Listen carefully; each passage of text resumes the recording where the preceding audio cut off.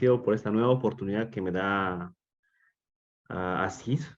Gracias por considerarme y permitirme en esta oportunidad presentar el siguiente tema que va a ser de bastante utilidad, va a ser de bastante utilidad, va a ser bastante práctico a los conceptos que, por lo que he visto previamente, han estado ustedes revisando, ¿no? Entonces, vamos a intentar hacer la charla lo más amena posible, siempre tratando de explicar y concentrarnos en las cuestiones prácticas que nos van a servir durante nuestras guardias, tratando de sacar siempre lo más práctico, que es lo que nosotros necesitamos en nuestro quehacer diario y en el desarrollo de nuestras guardias, en nuestros centros de trabajo. Pero a cambio de esto, voy a pedirles a los presentes que estemos atentos y ante cualquier duda, háganmelas, las esperaremos hasta el final de las diapositivas para yo con todo gusto volver a explicárselas o poder eh, aclarar las mismas. Entonces, el tema que vamos a revisar es una de las causas más frecuentes de acidosis metabólicas enfocada en la práctica clínica. Eh, esta patología es muy frecuente, dada que es una descompensación propia de una enfermedad prevalente en nuestra sociedad, la diabetes mellitus tipo 2. Entonces, la diabetes conocemos nosotros que es una enfermedad frecuente en nuestra sociedad. Usualmente es subdiagnosticada.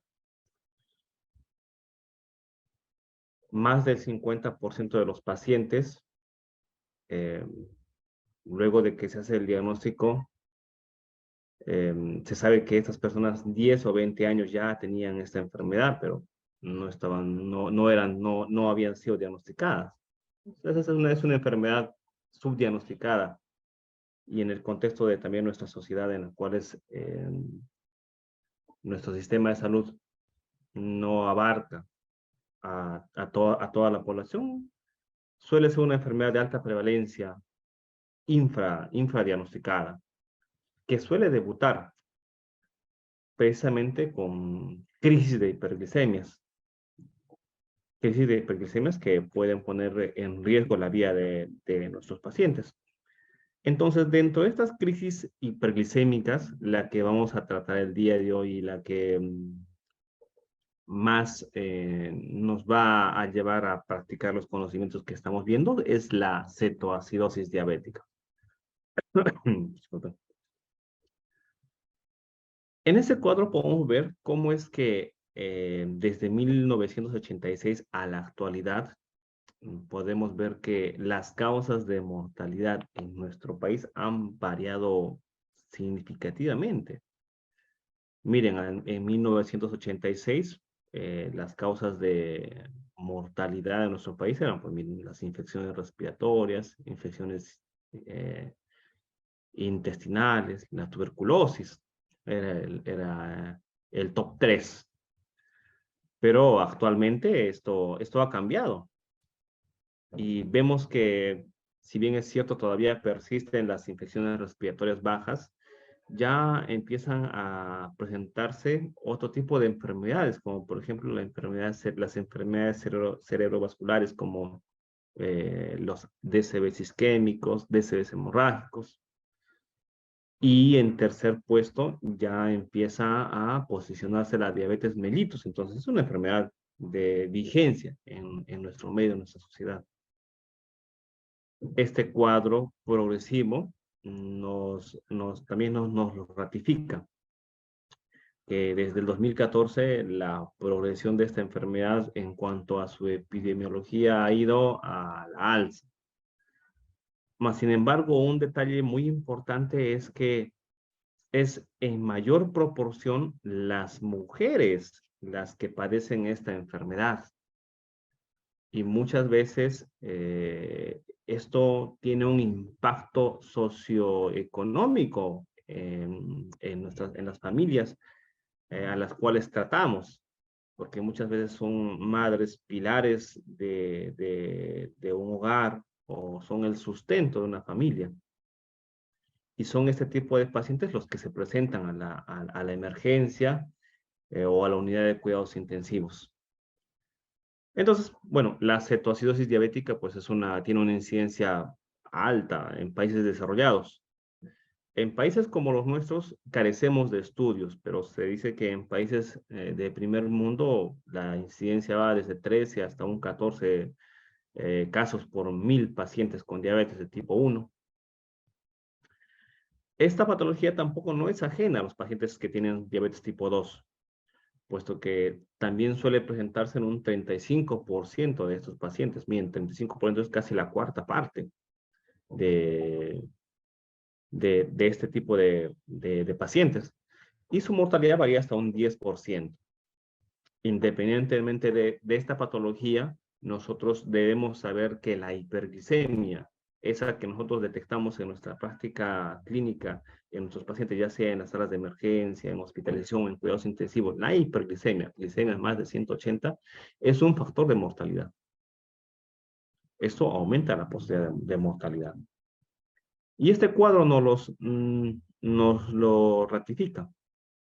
Vean que en esta barra, en la barra color verde, podemos ver que los pacientes que más posibilidad de mortalidad tuvieron al ingreso fueron los pacientes que presentaban más índices de hiperglicemia en comparación a otros pacientes. ¿Qué desencadena? Entonces nosotros tenemos, pongámonos en este contexto. Tenemos un paciente, probablemente no sepa su diagnóstico, tiene índice metabólico alto, malos hábitos alimenticios. Entonces se presenta la emergencia con un estado de hiperglicemia, glicemia alta. Le tomamos un hemoglucotest y nos sale un hemoglucotest de high. ¿Qué es lo que desencadena que un paciente diabético haga una crisis hiperglicémica? Porque el paciente diabético no de la nada va a hacer una crisis hiperglicémica. Algo desencadena esta crisis hiperglicémica. Entonces, las causas más frecuentes de descompensación de crisis hiperglicémica son las infecciones.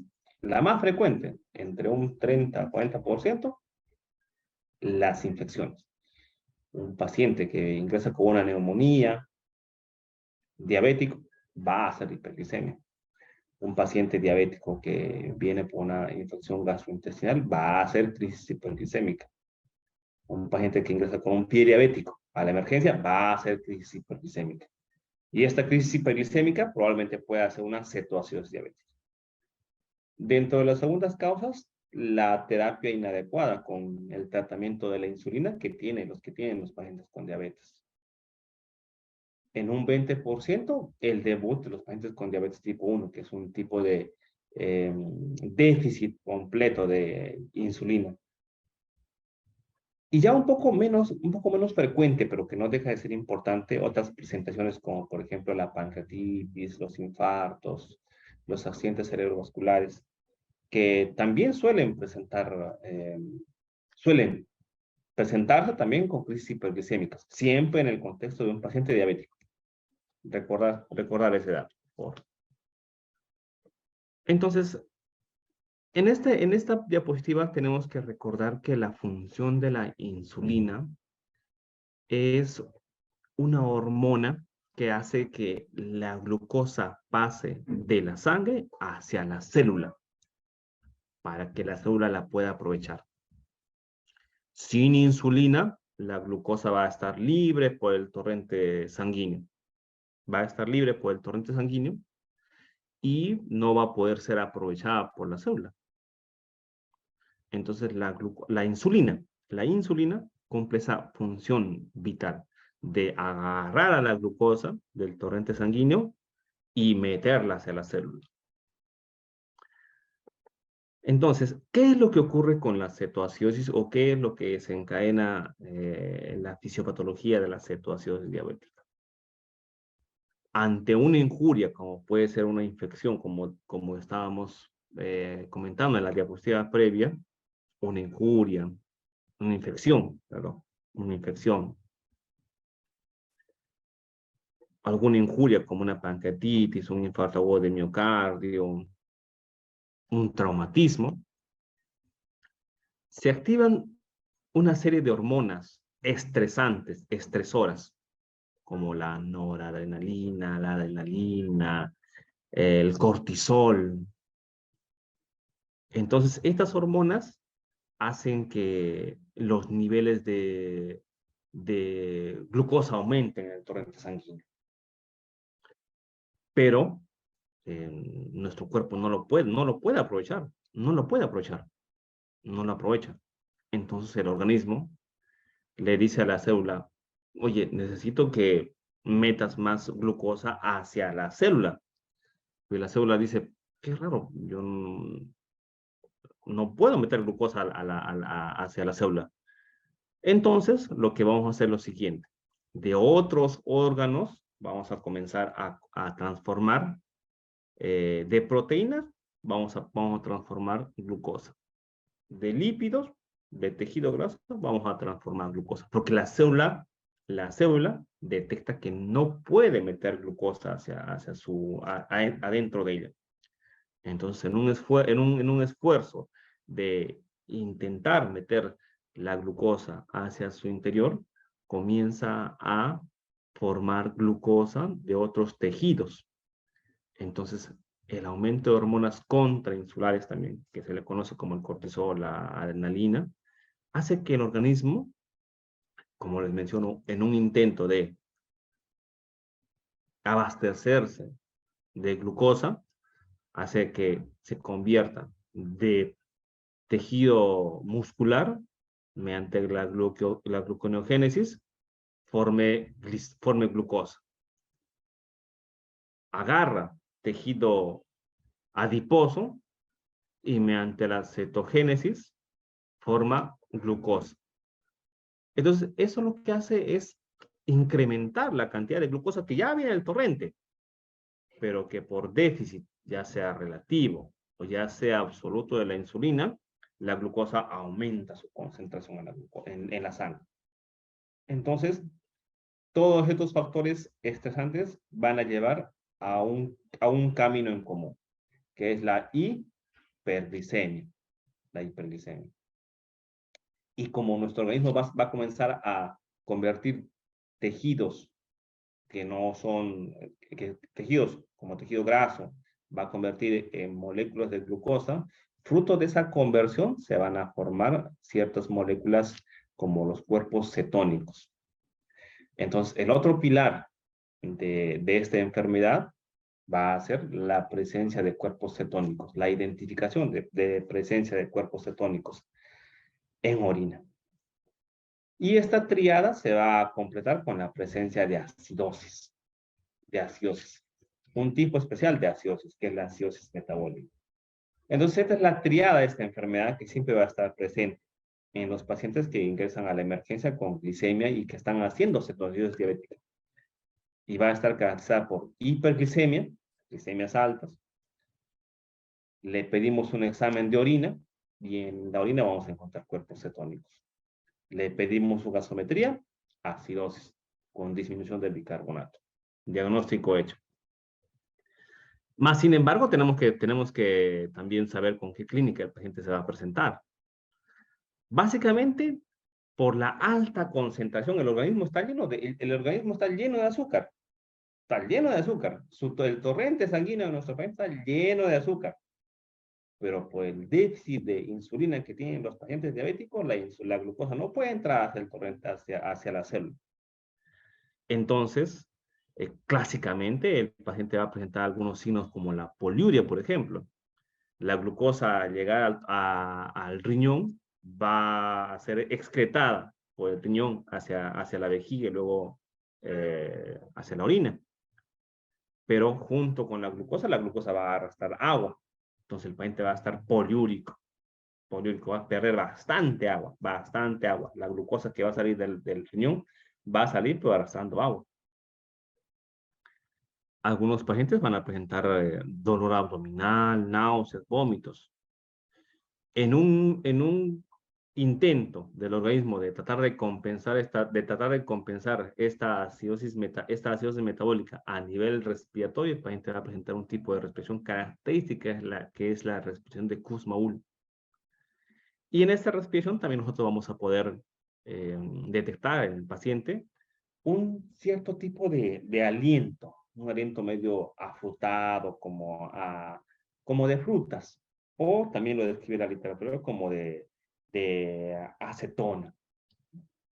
Ya había mencionado que por la pérdida de glucosa a nivel renal va a haber bastante deshidratación. No, bueno, sí.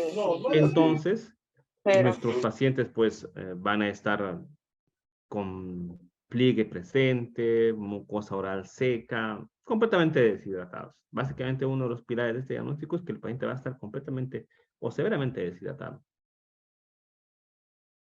Entonces, finalmente ya hemos podido evaluar a nuestro paciente en la emergencia, hemos tomado los signos vitales, hemos tomado su glucosa y podemos concluir con el diagnóstico, siempre echando de mano de la parte clínica y la parte laboratorial. Y así podemos determinar el estado de severidad de este paciente. Un paciente con cetoacidosis va a poder presentar un pH con tendencia a la acidosis, y mientras más acidosis presente, pues más severa va a ser la cetoacidosis. Les mencionaba que precisamente el paciente, por la pérdida de bicarbonato a nivel renal, el paciente va a comenzar a hacer un tipo de acidosis de tipo metabólica. Y vamos a ver de acuerdo a la severidad de la pérdida. Mientras más pierda bicarbonato el paciente, más severa va a ser la acidosis. Pero más severa va a ser la cetoacidosis. La presencia de anion gap. Vamos a repasar en las siguientes diapositivas también por qué es que los pacientes que presentan cetoacidosis diabética se presentan con anion gap alto. Recordarán en la fisiopatología que les mencioné que fruto del metabolismo a través del tejido graso de glucosa se forman ciertas moléculas, ciertos ácidos que no son medibles, que no lo podemos, fácilmente no se pueden identificar en la sangre, pero estos ácidos van a provocar que la sangre se acidifique y esto va a provocar que nuestro anion gap aumente. Por el estado de deshidratación, el paciente puede llegar en estado soporoso, somnoliento, inclusive hasta somnoliento, ¿no?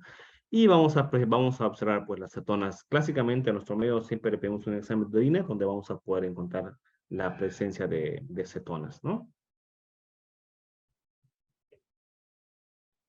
Entonces,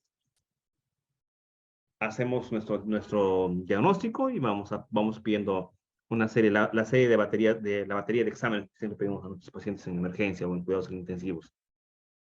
La gasometría que nos va a ayudar a diagnosticar la acidosis metabólica. En el hemograma vamos a poder observar tal vez leucocitosis, que también podría orientarnos a cuál fuera la causa de la descompensación, un cuadro infeccioso. En el examen de orina, que vamos a poder observar cuerpos cetónicos. En la bioquímica sanguínea es importante ver cómo está la urea, la creatinina, que nos va a decir cómo está la función renal. También es importante ver la amilasa, lipasa, porque a veces estos pacientes pueden venir con dolores abdominales que pueden parecer una pancreatitis. Un EKG, una placa de rayos X de tórax, para ver si es que, como mencionaba previamente, es una infección la que está descompensando a nuestro paciente. Ya hemos diagnosticado a nuestro paciente que ha llegado a la emergencia con niveles altos de glicemia, un estado de conciencia alterado. Nosotros lo tenemos ahí monitorizándolo, ¿no? Pero debemos hacer un abordaje inicial. Algo tenemos que hacer con nuestro paciente está descompensado. Entonces, lo primero que hacemos siempre es nuestro monitoreo. Monitorizar al paciente, las constantes vitales. Hablaba previamente que estos pacientes van a presentarse con un estado de hipovolemia muy importante por la pérdida de orina osmótica que van a tener. Entonces, la optimización de la volemia es un pilar muy importante. La corrección hidroelectrolítica, ya para este entonces ya tenemos que tener nuestros resultados de los electrolitos, del potasio, del sodio, y vamos a tener que corregirlos.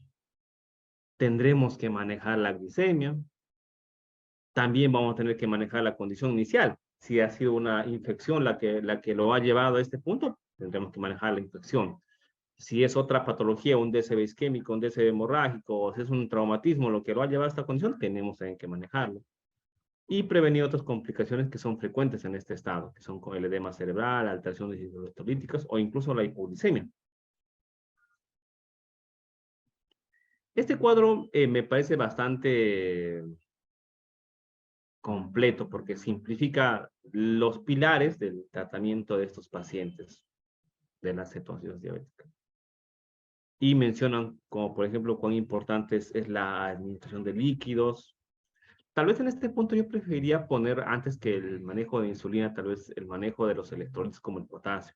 Y luego la insulina y finalmente, el bicarbonato. Pero básicamente los pilares del manejo de estos pacientes van dirigidos hacia la hidratación, el manejo de los electrolitos y la insulina. Porque el bicarbonato solamente en algunos tipos de pacientes es en los cuales se utiliza bicarbonato.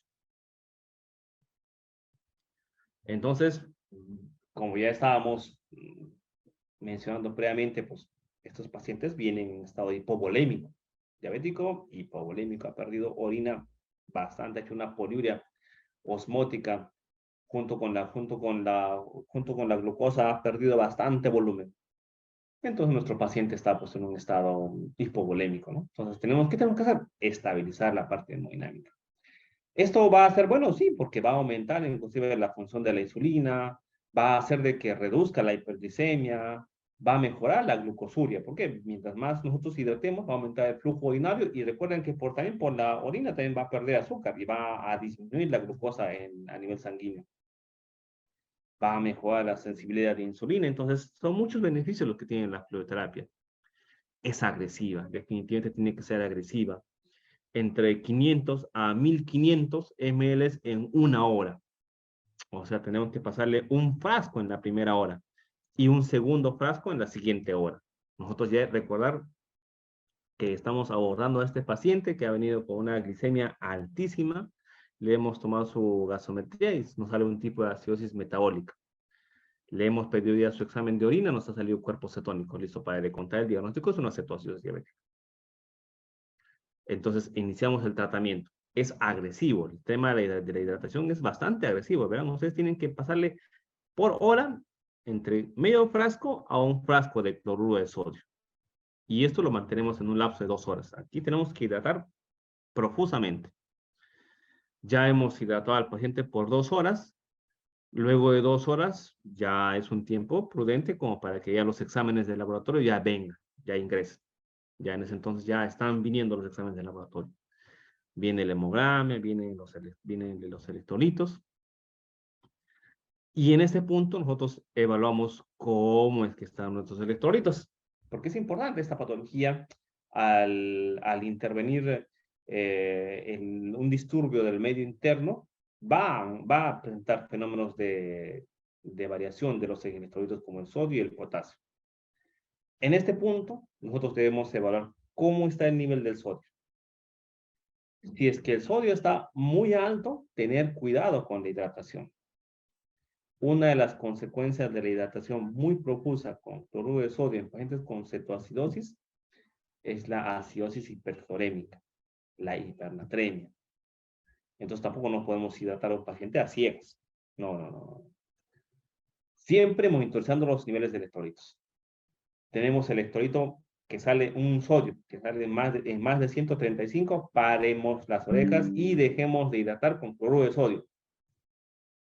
¿Por qué? Porque el cloruro de sodio también en demasía va a provocar ciertas complicaciones. Entonces, si el sodio nos sale más de 135 cuando estamos en nuestra etapa de hidratación, paramos la hidratación con cloruro de sodio al 9% y comenzamos a hidratar con cloruro de sodio al 0.45%. O con una solución al medio normal. Más sin embargo, Si es que el paciente presenta un sodio menos de 135, continuamos con la hidratación con cloruro de sodio al 0.9%. El siguiente punto viene a ser la utilización de la corrección del potasio. Disculpe, la corrección del potasio.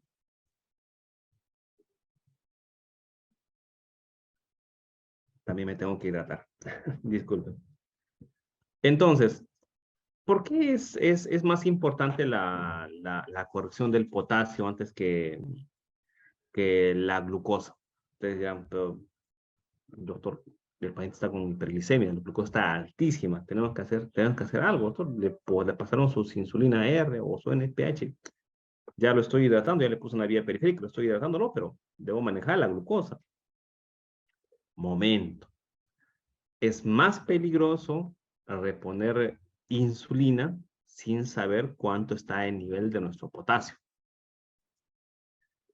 Entonces, nosotros debemos, ya para este entonces, vuelvo a repetir, ¿no? Para este entonces, ya luego de 2 horas de haber hidratado al paciente, nosotros tenemos que tener nuestro resultado de electrolitos y vamos a ver cómo es que está nuestro potasio, el nivel de potasio.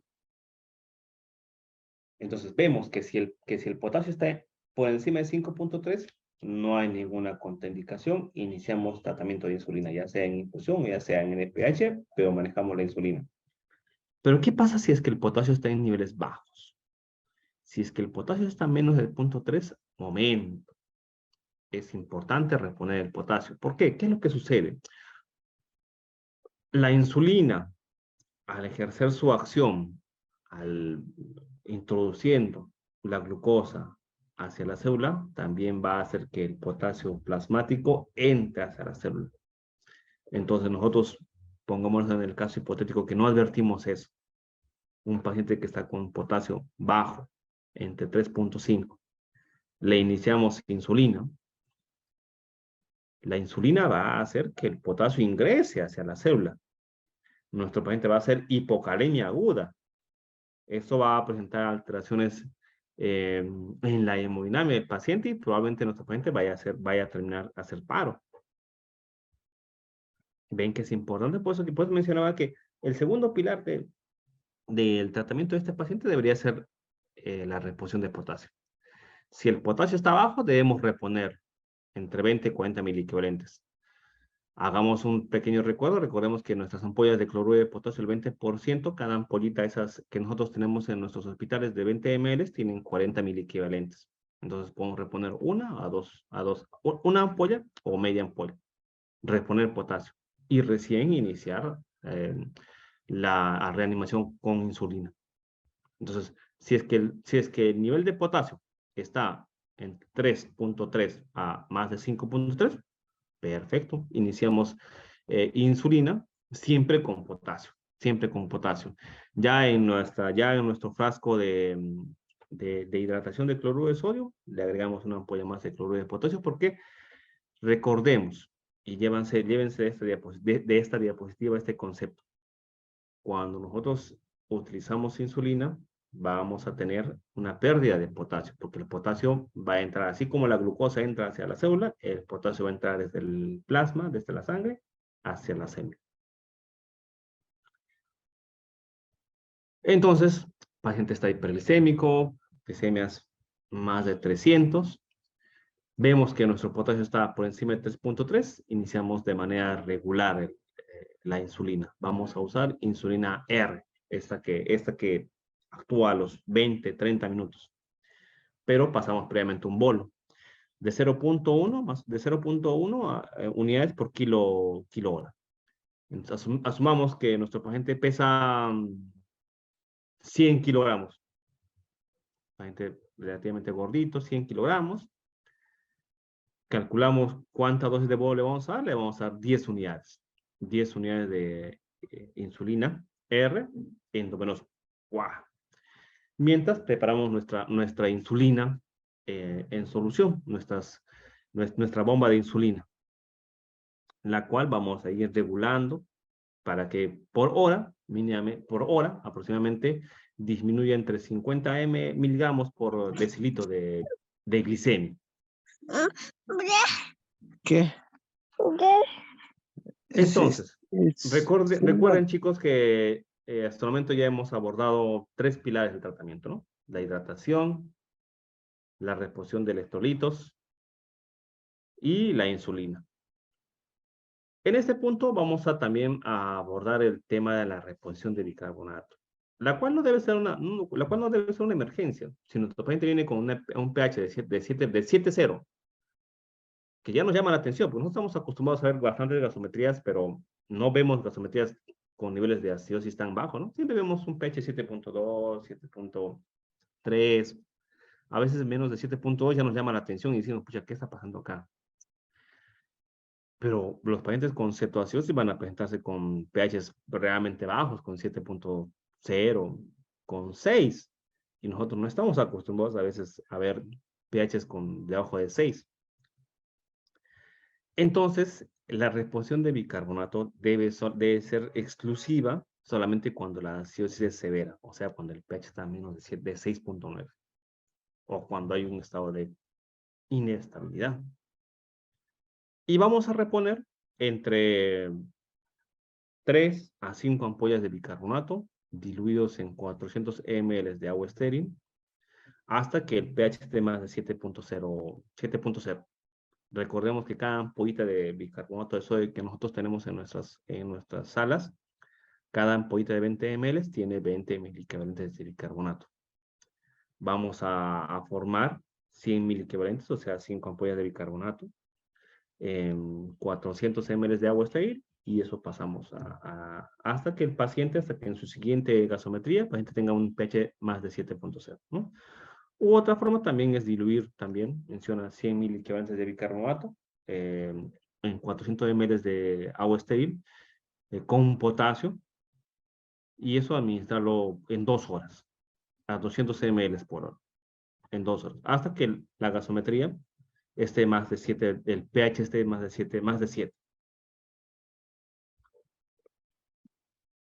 Otra forma también es la reposición del bicarbonato, pero que se hace mediante una fórmula en la cual nosotros necesitamos saber los datos del peso, el bicarbonato que tenemos y el bicarbonato que deseamos tener. Por ejemplo, en este caso, nuestro paciente pesa 70 kilogramos. Está con un pH de 6,8, su bicarbonato está en 15. Nosotros queremos llevar el bicarbonato de 15 hasta 25. Por la constante de 0,5 multiplicamos y nos va a salir como resultado que el paciente requiere 300 milimoles de bicarbonato. Eso que es, y eso aproximadamente son 15 ampollas, ¿no? Esta reposición de las 15 ampollas se debe reponer la mitad de estas, o sea, 7 ampollas, en 6 horas y la otra mitad en 12 horas. ¿Cuándo sabemos que nuestro paciente ya ha superado la cetoacidosis diabética? Cuando ya la glicemia está menos de 200, el bicarbonato ha comenzado a corregir, el pH está más de 7,3 y el anion gap que mencionaba ya está a menos de 12. Otras consideraciones, siempre recordar que es importante tener a nuestros pacientes con tromboprofilaxis. El soporte nutricional es muy importante. Pacientes que luego de la fase de reanimación se alimentan, disminuyen la mortalidad. Y también es importante que vigilemos los niveles de fósforo, así como vigilamos los niveles de potasio, también debemos vigilar los niveles de fósforo. Entonces, ¿qué disturbio nos va a provocar la cetoacidosis? ¿Ves? Decíamos, la acidosis metabólica. Vamos a hacer un pequeño repaso acerca de la cetoacidosis, de la acidosis metabólica en el contexto de la cetoacidosis, ¿no?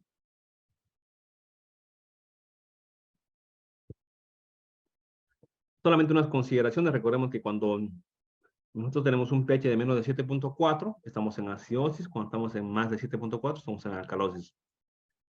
Hay que recordar en este punto de que 3 son los sistemas que nos ayudan a compensar, a regular el medio interno. Los buffers, que son sustancias que están en nuestra sangre, que compensan, que sirven como tampón ante estados de acidosis, como son las proteínas, los fosfatos y el bicarbonato, que son los sistemas de amortiguadores o también llamados tampón. Y 2 órganos muy importantes que son el pulmón y el riñón. El pulmón nivelando el nivel del CO2 y el riñón nivelando el nivel de bicarbonato. Entonces, el riñón nos va a ayudar, porque cuando tengamos estados de acidemia, el riñón va a agarrar los hidrogeniones y los va a juntar con el bicarbonato, los va a convertir en ácido carbónico, y esto lo va a eliminar por la orina. El pulmón va a hacer lo mismo. Cuando tengamos niveles altos de CO2 que van a producir acidosis, va a juntar con moléculas de agua y va a formar ácido carbónico, y esto lo va a eliminar por la sangre. Perdón, por la respiración. ¿Qué estoy hablando? Perdón, por la respiración.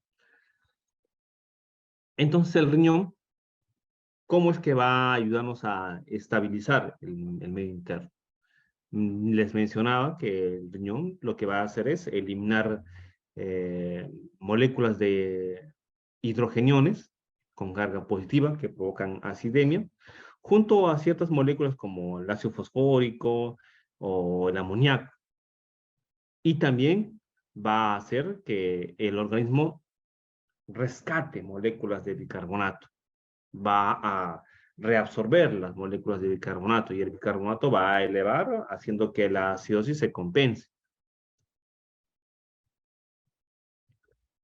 Entonces, ¿cómo vamos a evaluar a nuestro paciente que está en la sala de emergencia o está en nuestras unidades de cuidados intensivos? Primero que nada, necesitamos una gasometría, que en este caso no necesariamente tiene que ser una gasometría arterial. Puede ser inclusive una gasometría venosa, puesto que vamos a ver nosotros no tanto los niveles de oxigenación, sino los niveles de ventilación y los niveles metabólicos. Vamos a evaluar el nivel del CO2, que tiene que estar entre 35 y 45, el nivel del bicarbonato, que va a estar entre 21 hasta 29, un parámetro estándar que solemos manejar es 24, y nuestro anion GAP, que es la suma, es el equilibrio, es la diferencia entre los cationes positivos y los aniones negativos. En nuestro organismo, en nuestro organismo hay una sinergia, hay un equilibrio entre los cationes y los aniones, cuya diferencia llegan a estar entre 4 y 12. Por encima de 12 se considera que ya comienza a haber una brecha aniónica. Entonces, recordar que las principales alteraciones en el medio interno podrán ser acidemia o podrán ser alcalemia. La acidemia, si es que hay predominio del CO2, será a nivel respiratorio. Si es que el bicarbonato es el que está alterado, será metabólica. Si tenemos alcalemia, o sea, si el pH está por encima de 7.45, veremos qué está causando esta alcalemia. Si el causante de esa alcalemia es el CO2, pues tenemos una alcalosis respiratoria. Si el causante de esta alcalemia es el bicarbonato, pues será una alcalemia de tipo metabólica. Recordemos que en esta sesión que estamos llevando, la patología que estamos observando es la acidosis metabólica asociada a la cetoacidosis diabética. Entonces, va a haber un estado de acidemia con disminución de bicarbonato, lo cual nos va a llevar a la acidosis metabólica. ¿Cómo es que la diagnosticamos? Básicamente, la acidosis metabólica hay que recordar que se debe a dos consecuencias. O se gana sustancias ácidas, o es que se pierde bicarbonato a través de la orina. El resultado común suele ser la concentración de bicarbonato, y que es el principal tampón del medio extracelular. Entonces, como mencionábamos, las causas principales de acidosis metabólica o es porque se pierde bicarbonato o es que se gana ácido. Cuando se pierde bicarbonato, pues va a haber un anion gap normal. Y cuando se gana ácidos, como en la cetoacidosis diabética, pues el anion gap va a aumentar. Entonces, para repasar, esta lámina vamos a aprovecharla para repasarla, ¿no? Yo mencionaba que en nuestro organismo hay un equilibrio entre cationes y aniones. Los cationes, que son las moléculas positivas, y los aniones, que son las moléculas negativas. Siempre hay un equilibrio. El principal catión en nuestro organismo es el sodio, cuyo valor está en 140.000 equivalentes. Y los principales aniones en nuestro organismo son pues el bicarbonato y el cloro. En condiciones normales ellos están en equilibrio. Vean que están en equilibrio. A veces suele haber una pequeña brecha, pero es pequeña, cuyo valor puede ser entre 4 a 12 milimoles. Pero es una brecha pequeña. Ahora vamos a ver qué es lo que ocurre en estados patológicos. Vamos a ver primeramente qué es lo que ocurre en patologías en las cuales aumentan las sustancias ácidas, como por ejemplo la cetoacidosis diabética. Los cationes no se van a mover, van a estar ahí, su concentración va a ser la misma, pero en este contexto en el cual va a haber hiperglicemia, va a formarse glucosa de tejidos grasos, tejido proteico, y fruto de ese metabolismo van a excretarse sustancias ácidas, como la acetona, el beta-hidroxibutirato. Estas sustancias ácidas van a comenzar a aumentar esta brecha. Fíjense que la brecha que era valor entre 4 y 12 va a comenzar a aumentarse. No es que necesariamente el bicarbonato, bueno, en este caso en desmedro del bicarbonato, ¿no? Pero no del bicarbonato a nivel renal, a nivel plasmático. Pero vemos que acá se comienza a formar una brecha. Comienza a haber una brecha. Entonces acá va a haber un anion gap elevado. ¿Qué es lo que ocurre? Sustancias que son ácidas, pero que lamentablemente no son medidas, que no pueden ser medidas en nuestro organismo, como la acetona, el beta-hidroxibutirato. Esas sustancias no pueden ser medidas, pero son sustancias ácidas. Entonces, estas sustancias ácidas que no pueden ser medidas en nuestro organismo hacen que se eleve nuestro anion gap, que como les mencionaba es un equilibrio entre los cationes y los aniones. Entonces, nuestro paciente va a presentarse con un anion gap elevado. ¿Por qué? Porque lo que provoca este delta, lo que provoca que el delta de gap se eleve, son los ácidos que no pueden ser medidos. Entonces, el delta de gap va a aumentar. Esa es básicamente la parte de la explicación de por qué nuestros pacientes con cetoacidosis diabética hacen acidosis metabólica, pero con gap elevado. Mientras que otras patologías hacen, por ejemplo, acidosis metabólica, pero con anion gap normal. Por ejemplo, las acidosis hiperclorémicas o algunos tipos de insuficiencia renal en los cuales el riñón pierde bicarbonato. Hay acidosis, pero esta se eleva y el cloro compensa. Y el delta del gap no se modifica. Entonces, para repasar, ¿no? ¿Qué patologías o qué enfermedades se presentan con delta de gap alto? La cetoacidosis, la que hemos estado explicando hace un momento. Algunas que han sido frecuentes, por ejemplo, hace un par de semanas se ha presentado un aumento de casos en nuestra ciudad de Lima de intoxicaciones, como por ejemplo intoxicaciones por el metanol. Las intoxicaciones por el metanol también producen acidosis metabólica con anion gap elevado. Y anion gap normal, pues las deposiciones líquidas, la pérdida, la deshidratación, las fístulas que son de alto gasto, básicamente por pérdida de bicarbonato. Todas aquellas condiciones que hacen que el bicarbonato se pueda perder por vía renal. Acá yo agregaría, por ejemplo, también la acidosis hiperclorémica. Pero lo que nos interesa en esta sesión, pues es recordar que la cetoacidosis se acompaña de un anion gap elevado. porque en la sangre se van a formar moléculas ácidas que no son detectables, pero sí las vamos a poder detectar mediante el anión Ga. Entonces, en este punto vamos a hacer algunas conclusiones.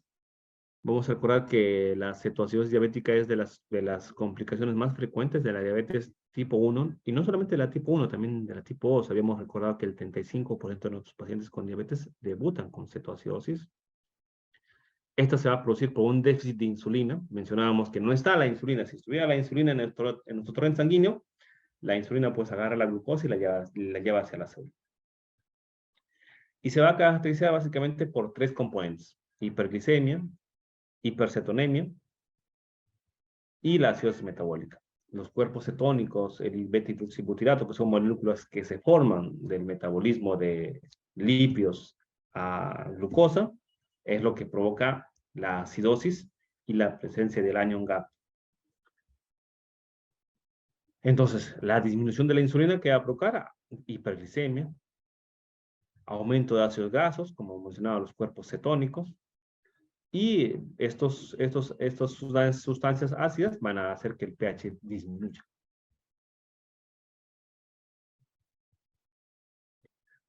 Bueno, aquí tenemos un pequeño caso clínico que vamos a compartir con todos ustedes.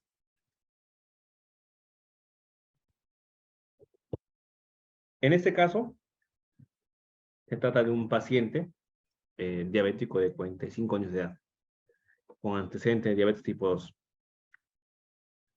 3 días antes de su ingreso, el paciente comienza a presentar malestar general, dolor abdominal, dolor tipo cólico, diarrea, vómitos, no mejora, y el paciente comienza a presentar deterioro del estado de conciencia. Lo llevan a nuestro hospital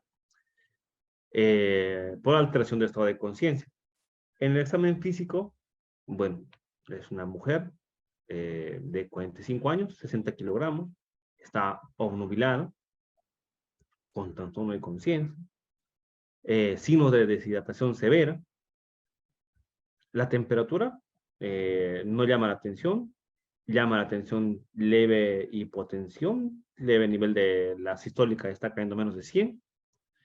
Y el resto de los exámenes, la paciente está obnubilada, respiración de Kussmaul, una respiración con inspiración forzada. No focaliza, no hay alteración neurológica, moviliza extremidades. Entonces nosotros le pedimos su batería de exámenes y evaluamos que la glicemia está en 145. Nos ponemos a pensar, esta paciente está haciendo un estado hiperglicémico. ¿Será que está haciendo una descompensación aguda caracterizada por hiperglicemia? Puede ser. Entonces pedimos la glucosa está en 450. También le pedimos algunos electrolitos y llega hacia nosotros la gasometría. Otro dato de vital importancia, el pH, 6.9. Y la paciente está solamente obnubilada. Su glasgow está entre 13, 12. Ya tenemos el segundo pilar para el diagnóstico. Solamente faltaría hacerle un examen de orina, ver si es que tiene cuerpos cetónicos, y ya hacemos ya detectamos la triada del diagnóstico de cetoacidosis y hacemos el diagnóstico de cetoacidosis como tal. Asumamos que recibimos el examen de orina y vemos que hay presencia de cuerpos cetónicos. Entonces tenemos el diagnóstico de cetoacidosis diabética. ¿Qué es lo primero que hacemos? ¿Ante qué alteración estamos? Hemos recordado que el nivel de pH estaba... ¿cuánto está el pH? El pH está en 6.96. El bicarbonato está en 4. El CO2 está en 18. El sodio está en 141. ¿Alguien en el auditorio me podría decir ante qué disturbio estamos?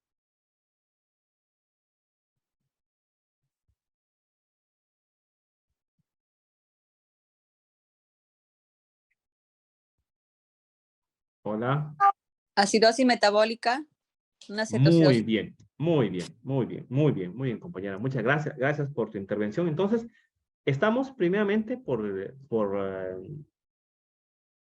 Al detectar nosotros que el pH está por debajo de 7.45, estamos ante una acidosis. Esta acidosis, ¿por quién estará causada? ¿Por el CO2? No. Porque si el CO2 estaría provocando la acidosis, el CO2 tendría que estar alto. Cuando el CO2 está por encima de 45, recién produce acidosis. Entonces vemos que el CO2 no está alto. Recorremos hacia la izquierda, vemos el bicarbonato. ¿El bicarbonato está abajo? Sí. ¿Será causante de nuestra acidosis? Sí, porque el bicarbonato, recordar que es la principal molécula que tapa estados de acidemia. Entonces el bicarbonato está disminuido. Entonces estamos ante el contexto de primero, una acidosis, que la compañera nos lo va a mencionar. En segundo, estamos ante una cetoacidosis, perdón, estamos ante una acidosis metabólica. ¿Este estado estará compensado o no estará compensado? Revisamos nuestra fórmula de Winters para ver si es que la acidosis metabólica está o no está compensada. Entonces, vamos a echar de mano del valor del bicarbonato, lo vamos a multiplicar por 1.5 y le vamos a sumar más 8 puntos. Nuestro bicarbonato está en 4, nivel de 4. Vamos a multiplicarlo por 1.5, nos sale 4 por 1.5 es 6. Más 8, 14. Y recordamos que nuestro CO2 estaba en 18. En la gasometría vemos que el CO2 está en 18. Pero usando nuestra fórmula de Winters, nosotros vemos que el CO2 nos sale en 14. Entonces, ¿es una acidosis metabólica? No compensada. Y finalmente, vamos a sacar su anion gap. Les mencionaba que la fórmula del anion gap es la diferencia entre el nivel del sodio menos los aniones como el cloro y el bicarbonato. El sodio está en 141, el cloro está en, entonces el cloro nos dice que está en 106. 106. Más el bicarbonato, y nuestro bicarbonato está en 4. 106 más 4 nos da 110. Entonces 141 menos 110 nos da un valor de 31. Entonces, como quinto dato, estamos ante un paciente que está con un anion gap alto. Ya tenemos el diagnóstico, ¿no? Un paciente con una cetoacidosis diabética que está cursando con una acidosis metabólica, la cual no está compensada y está con un anion gap alto. Se trata de una cetoacidosis. Tendremos que repasar los 3 pilares del tratamiento de la cetoacidosis diabética que les he mencionado, que viene a ser la hidratación, corrección de los electrolitos e inicio de insulina. Bueno, con esto acabo mi explicación. Muchas gracias. Espero haber podido explicar a grosso modo estas dos conjunciones de la cetoacidosis diabética y la acidosis metabólica. Espero sus preguntas. Muchas gracias.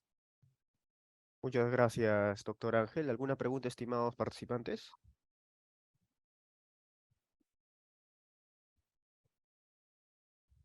Sí, licenciado Wharton, ¿puede participar?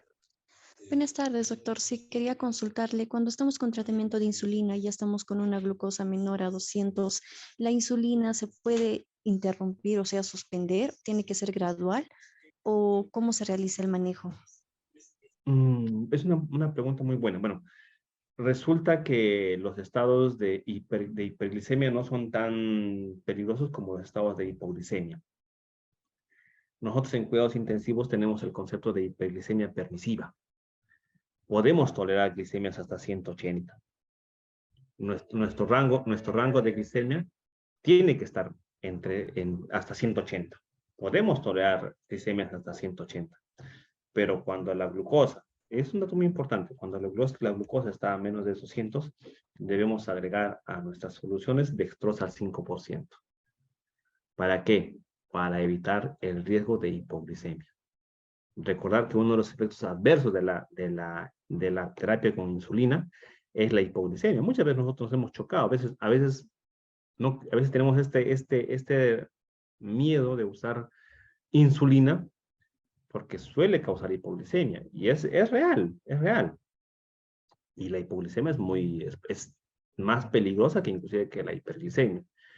Entonces, estimada licenciada, cuando usted ya tenga su glicemia menos de 200, vamos a jugar todavía con la insulina en infusión porque entendemos que nuestro paciente todavía sigue inestable. Vamos a tratar de mantener la glicemia hasta 180, entre 100 a 180, con nuestra bomba de insulina, pero a la par le abrimos una infusión de dextrosa al 5% para prevenir el desarrollo de hipoglicemia.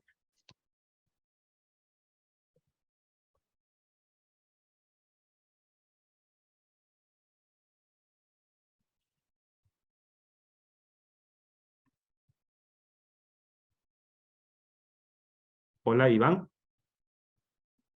Hola. ¿Me Sí, escuchan? doctor Ángel, sí lo escuchamos. Ah, ya pensé que pensé que se había ido la conexión. Acá no puedo. Quiero ¿Alguna volver otra a mis pregunta, diapositivas. estimados participantes? Buenas tardes, una consulta. ¿Cuánto se suspende la infusión de insulina? ¿Con qué valor de glucosa? ¿Y si se administra insulina de infusión de base o solo es la suspensión? Muchas gracias. No, no, no. Hola, ¿cómo estás? Muy buenas tardes. Bueno, esta pregunta también es muy, muy buena. Entonces, recordad que la administración de insulina se hace en el contexto de un paciente que está inestable. Un paciente que está inestable, ¿no? Está con acidosis, está hipovolémico. En este contexto, nosotros estamos reanimando al paciente. La reanimación se debe hacer siempre con insulina R, en infusión, por favor. La insulina NPH es para pacientes que están estables, para pacientes que ya han superado la cetoacidosis. Entonces, una vez que nosotros ya logramos tener nuestros criterios de corrección de la cetoacidosis, o sea, llámese glicemias menos de 200, bicarbonato más de 18, pH más de 7.3, un gap menos de 12, entonces felicitaciones, ya hemos superado la cetoacidosis. El paciente está estable, probablemente el paciente ya esté en una sala de hospitalización o ya estemos rumbo a enviar una sala de hospitalización. O tal vez el paciente ya está en cuidados intensivos, pasa a cuidados intermedios. Entonces es una pregunta muy importante la que nos hace la licenciada. Nos dice, no, bueno, doctor, ya hemos reanimado al paciente, estamos con valores normales de glicemia. ¿Qué hacemos con la insulina que está en bomba? Entonces, una vez que el paciente ya está compensado, recién procedemos a convertir la insulina de insulina R a insulina NPH. Este proceso se hace haciendo la sumatoria de toda la insulina que se hizo durante un día y se la convierte a NPH, usando los 2/3 de esa insulina que se usó todo el día en la mañana y 1/3 en la dosis nocturna. Y de esa manera se hace la conversión de insulina R a NPH, pero siempre en cuando consideremos que nuestro paciente está estable. Siempre en cuando consideremos que nuestro paciente ya superó la etapa de la cetoacidosis diabética.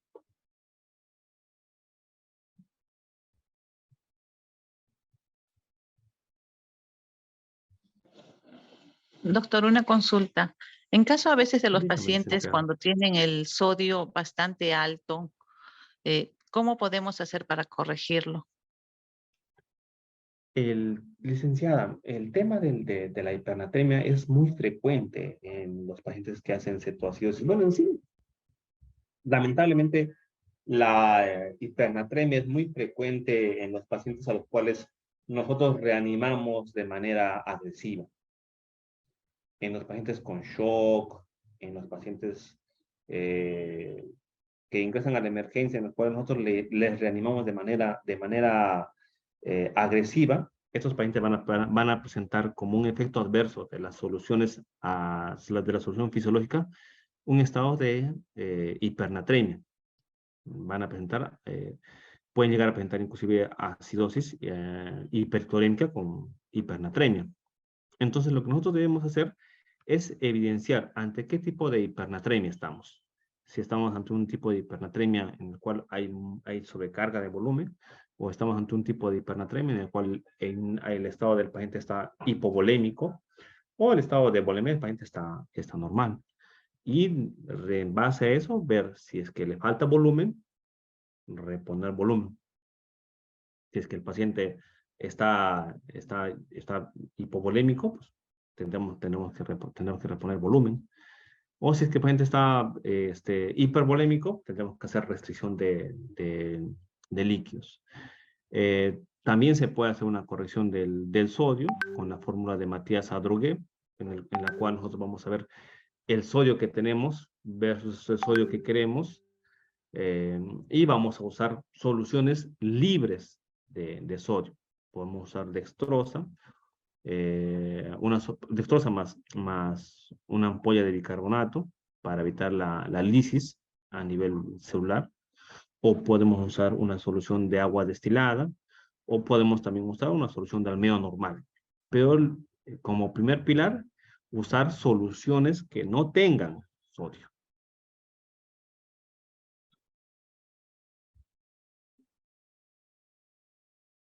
¿Alguna otra pregunta, estimados participantes?